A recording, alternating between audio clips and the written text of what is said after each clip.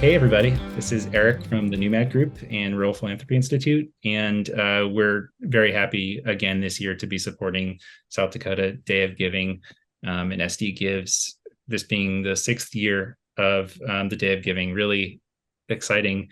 I'm here with my colleague Ted, who's principal and co founder of the NewMad Group, leader of all our creative work, to talk a bit about social media. And so, Ted, I don't know if this goes back all those 6 years, but you have had a hand in the SD Gives social media account and had some fun doing it, I think.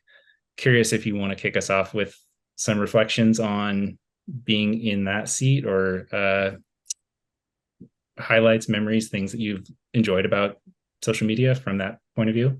Yeah, sure. I guess I would start that I think that we built South Dakota Gives from the ground up, right? Created Facebook pages and Instagram pages and Twitter, or X, I guess what we're calling it now, with 0 followers and really had to like build a following. And one of the things that was really important, I think, to all of us from the very start was that this was something that should be fun, that it should have a tone and a voice that is fun and engaging and lighthearted, even though the work of raising money and garnering support in any way for a nonprofit is serious work, right? But it doesn't mean that we can't have fun with it too. And so I think that was one of the things that, when I look at the 5 years, I guess, that we've been doing this, that's always been really important to, I think, all of us at NewMad and the Rural Philanthropy Institute, is how do we make this engaging and fun for the people that are participating in it during the day. And also, I think, South Dakota Gives is it's a really great opportunity for us to celebrate the nonprofit sector and the role that nonprofits play in vibrant, inclusive communities all across the state of South Dakota and all across the country. And I think that that tone of celebration is something that I hope people have seen, not just on the social platforms, but also, in any sort of communication that's happening through South Dakota Gives too. I don't know. Yeah. That's what comes to mind. It's a heck of a lot of fun. Yeah, it really is. I was just going to say, this year I've had the privilege of doing some of the social media work myself, and Thank it's you. really fun to see how people come out for a post, or the way that that engagement is generated. We post something fun, and then people come in with their own fun thing, and then other people reply to that, and you can really see those conversations just take off. And it's also been really fun for me to have access to the SD Gives account, and when I'm not even posting, just scrolling through every one that we follow and all the different accounts of nonprofits across the state, and see those conversations. I think people have certainly caught on to how fun this can be and how great of a tool that social media can be with their audiences. So I think one of the things that we get to see, and you're probably seeing this year, in a more direct way, is the way that people communicate with one another on social media. And I think sometimes we forget about that, right? Like, we think about, oh, I gotta post today because it's Monday at 8 a.m. But really, the intent of any sort of social media is to share information, certainly, but really it's social, right? It's meant to engage in conversation through these platforms in some way. And whenever you're posting now, you're seeing the way that nonprofits or residents of the state of South Dakota are interacting with those posts, and I think you're interacting back with them in this like two-way communication that might be spurred by an initial prompt, right? Something that you've put out into the world that then other people want to engage with and participate in. And I think that sometimes we forget that in content generation for social media. We just think like, oh, I got to put this piece of information out and hope people care.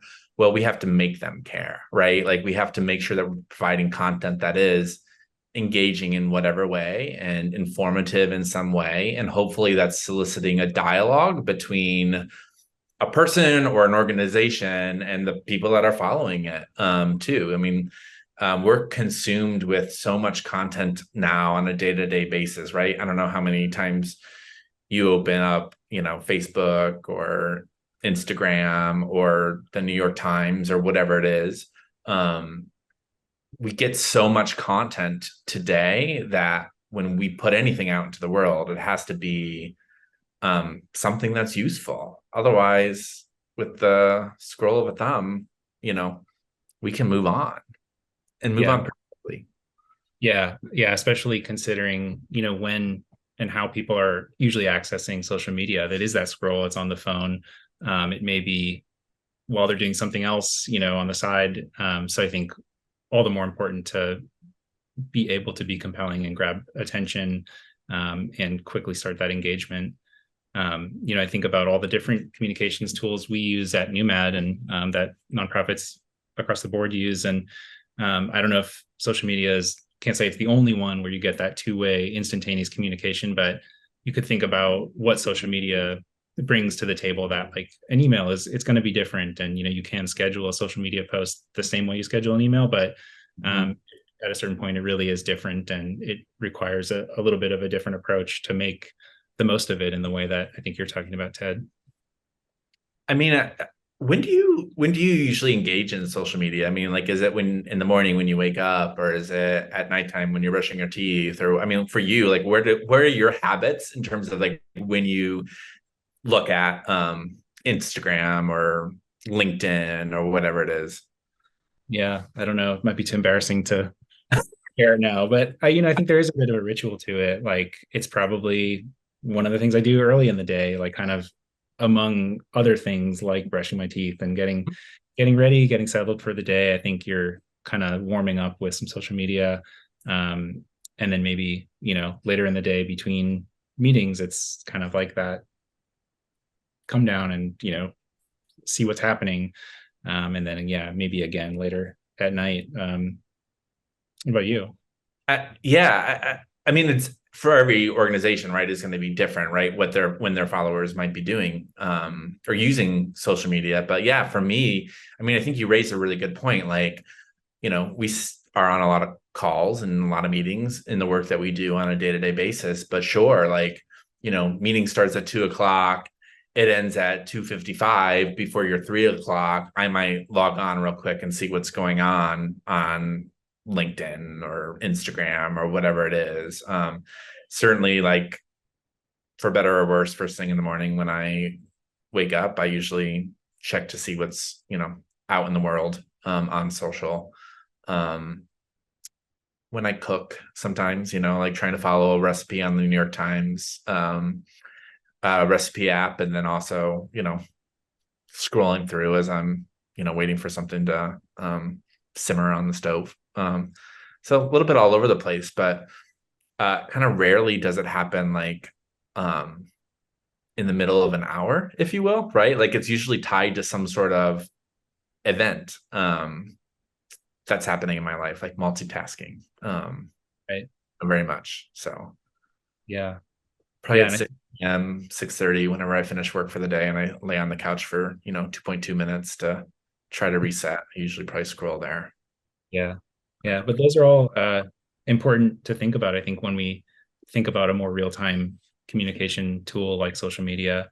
I'm curious, Ted, if you have some examples, or not specific examples, maybe, but like ways that you've seen nonprofits make really good use of social media over the last 5 years, or Mm. yeah. I really appreciate the nonprofits in South Dakota who really give us a glimpse into the work that they do and the day-to-day work that they do. South Dakota is a big state. Takes what, 6 hours to drive across it.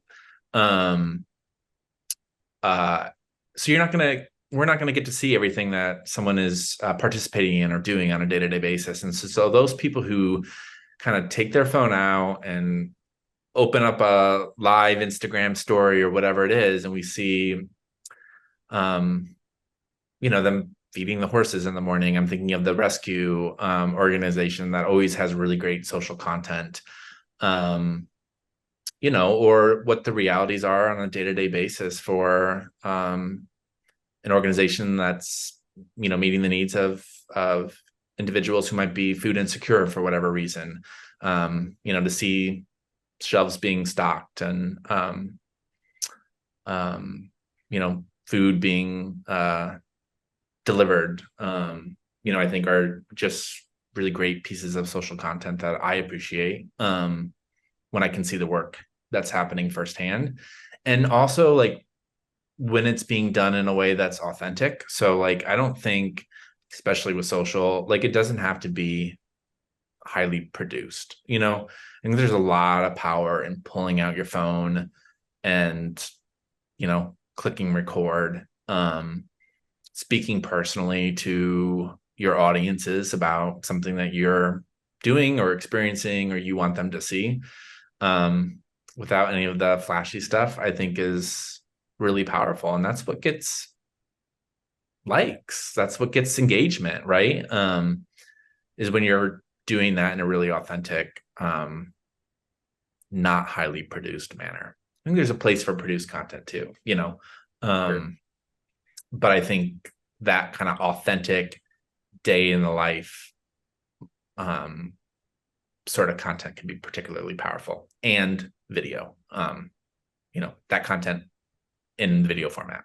Mm-hmm. Yeah, I mean, you don't have to be a professional social media content creator or social media manager to put out great content that really resonates with your audiences. And I think video, yeah, to your point, I think most of the channels have started to lend themselves more and more to video. And so there's a lot of great opportunities for connecting with video. Might not have been in the past. What about Ted?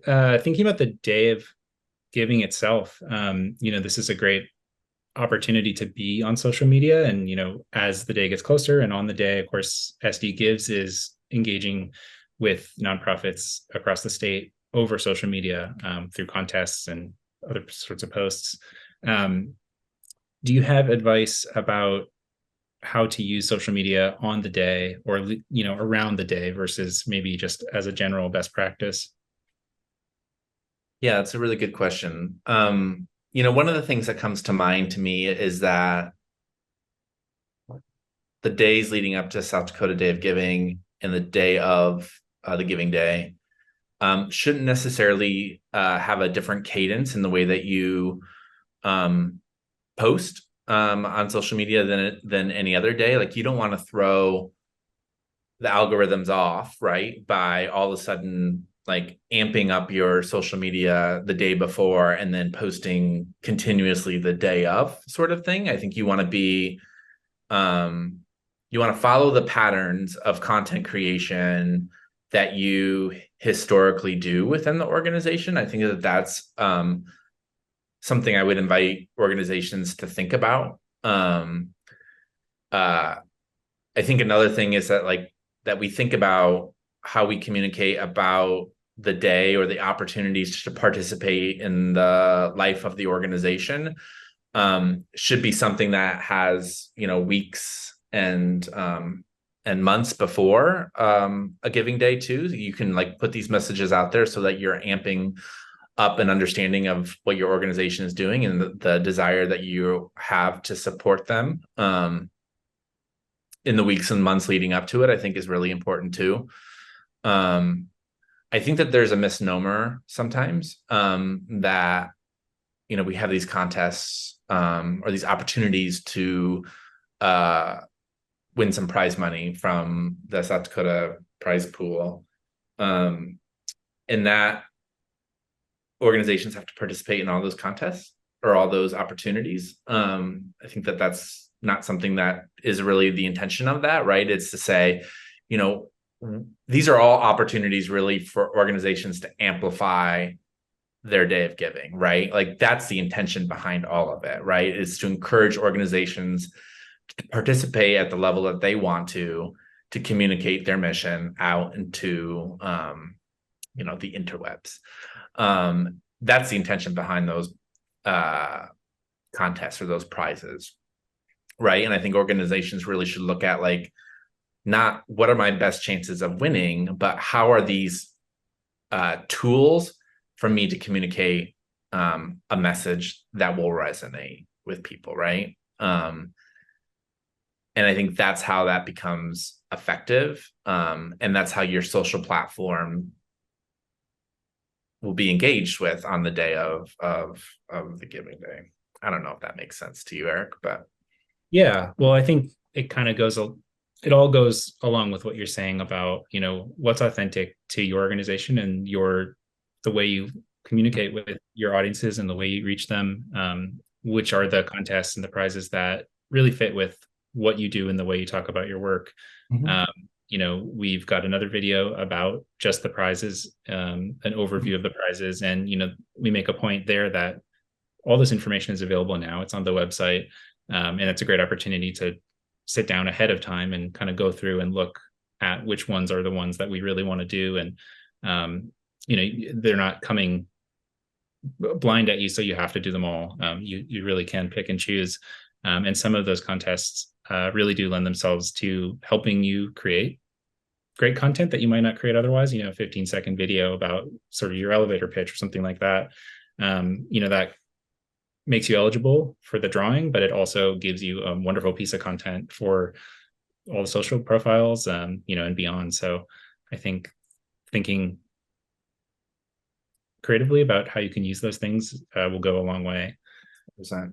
I'm thinking about, what are some good ways to join conversations that others have started, or to, be on social media in ways that aren't just always about, my post or our post, but are about joining the big conversation that's happening around the community or around the day of giving. Yeah. So, I mean, I think maybe one of the things that nonprofits could consider is like who else they are engaged with and following right now. Right. So let's take Brookings, South Dakota. They have a really great cohort of nonprofits who I think really kind of rallied together to amplify the giving opportunities across that community. Right. So within your community, what organizations are also doing really good work in the nonprofit sector or the for-profit, sector for that matter? And are you following them and are you engaging with them, right? Are you, as the organization, commenting on, the posts that other nonprofits are putting out into the world, right? Like, how are you participating in conversation? I think is maybe one way that you can do that. I don't know. Do you have thoughts? I think that's right on. I mean, I'm thinking, we talk so much about how to grow our own followers and, our audiences in that way. But I think it's a great exercise to go through and see who you're following and, what you can pick up from what they're doing, what conversations you can join in on. And I think the more that everybody participates in different ways, the better tool it is for everybody to use. So that's maybe the only other thing I would, yeah. Other thoughts, Ted, about social media? I think we've shared some good ideas and some good reflections, but want to see if you have any lingering ideas left. Maybe a piece of advice. We talked a little bit about like tone and voice at the very beginning of this conversation, right? And the voice of at least South Dakota Gives. I wonder how many organizations actually think about their own organizational voice, right? And I'm not talking about like the professional voice of the organization, right? What I'm talking about is like, what is the tone? What is the personality of the organization? And how can that come across in the way that you write a piece of content or present a piece of content on social media? I think is, something that people should think about and should consider. Because at the end of the day, yes, it's an organization's social media post, but there's a person behind it. And how does that come across, right? I would like to think that people who are friends of mine in my life probably think I'm kind of fun every once in a while, semi-funny, but not always, a little quirky, which I am. I think that those sorts of things about like who I am as a person, hopefully have come across in those posts that I've done for South Dakota Gives over the years. and who you want to describe yourself as, Eric, who you're doing it today, right? Hopefully that voice is coming across in some way too. But I think that you can't like not take a part of who you are and apply it to the work that you're putting out on social media. So I would just invite people to consider, what their voice is and think about who they are as people, and maybe how that comes across too.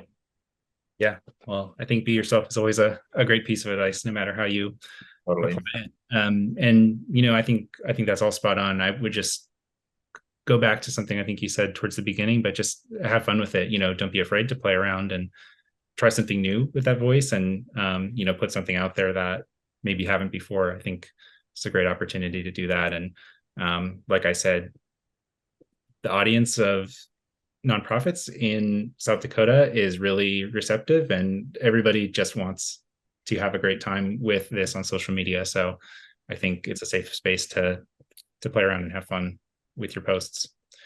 Well, thanks, Ted, and thanks to everybody who has engaged with our posts with SD Gives. If you tag us, we will be sure to share and respond. So please do that as well over the next couple weeks and months. Thanks, everybody.